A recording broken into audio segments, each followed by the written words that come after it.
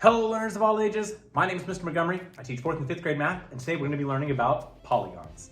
Now we're going to get into some geometry stuff in this chapter, and the first thing we need to know about geometry stuff is planes. Not the type of planes that fly through the air, but more so the planes of kind of like a flat piece of paper.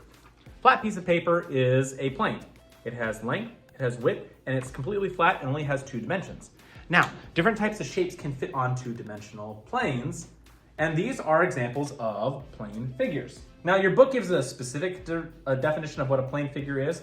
It says a plane figure is composed of points that lie on the same plane. So all these shapes right here are plane figures, but some of them are open plane figures and some of them are closed plane figures. So these ones that do not have an area that closes off the shape completely are open plane figures. These shapes down here that have everything closed off, all the sides and corners and everything is completely closed off, those would be closed plane figures. And with closed plane figures, they can be even more classified down specifically into how many sides and shapes and angles each one has. So you have a chart that's on your page in your workbook as well as your hardcover book, but it says a triangle has 3 sides. Quadrilateral, and when we come to polygons, we specifically look at sides for now. But a triangle, it has 3 sides. Quadrilateral has 4, quad means 4. Penta means 5, so pentagon has 5 sides. Hexa means 6, hexagon is 6 sides. Hepta, heptagon is 7. Octa, octagon is 8. Nona is 9, or nonagon. And 10 is decagon. So those are different side shapes that each of those polygons have to further classify what kind of polygon it is. One last thing to note before we get into some examples is what different marks on polygons mean. You will see that we'll have different types of tick marks. Now you'll see sometimes we'll have 1, sometimes we'll have 2. Every once in a while we might have different ones. But that 1 tick means that these 2 sides are of equal length. And the other 2 tick marks mean that these would be a different length from this one, but these 2 have the same length as each other, of the parallel ones. Now, if we take a look at this triangle here, we see that it has all 1 tick marks on every single side, which means all the sides are the same. They also have little half circles, kind of spherical shapes along the corners, which means that all the angles are equivalent. So equal sides, equal angles, that would be classified as an equilateral triangle, but we're not quite to that point.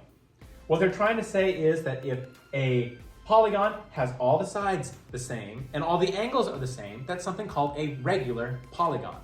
I was a little bit more specific than that, calling it an equilateral triangle, which you guys will do in a future lesson. Let's do a couple of examples. In the upper 3 shapes on the plane, we're trying to establish what kind of plane figure it is. Is it an open plane figure or a closed plane figure? And then if it's a closed plane figure, we need to establish what kind of closed plane figure based on the number of sides.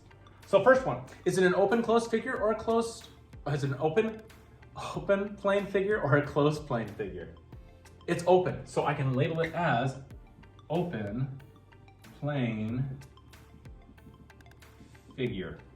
Moving on to the next one. Is it an open plane figure or a closed plane figure? It's a closed plane figure. And let's count how many sides it has. 1, 2, 3, 4. So that would be considered a quadrilateral. All right, going on to the last one. Is it an open plane figure or a closed plane figure? It's a closed plane figure. So I get to count how many sides it has. 1, 2, 3, 4, 5. That would be considered and classified as a pentagon. Now the bottom 2, your book might ask you, we need you to figure out, is this a regular polygon or a non-regular polygon? So remember, regular means that all the sides are the same length and all the angles are the same measurement. So the first one, yeah, that would be a regular triangle. So regular, and I'm just making sure that they want you to write either regular or non-regular. Yep, just regular or not regular.